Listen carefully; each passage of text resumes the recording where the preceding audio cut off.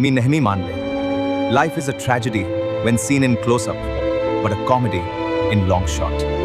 मी लहान वयातच स्टेजवर काम करण्यास सुरुवात केली. 1910 साली मी फ्रेड कार्नोच्या नाट्यसंस्थेसोबत अमेरिकेत आलो. 1914 मध्ये माझा पहिला चित्रपट मेकिंग अ लिव्हिंग प्रदर्शित झाला. याच वर्षी द ट्रॅम्प हे पात्र प्रेक्षकांसमोर आले. छोटी मिशी, बौलर हॅट, सैल पॅन्ट, हातात काठी हे पात्र जगभर प्रसिद्ध झाले.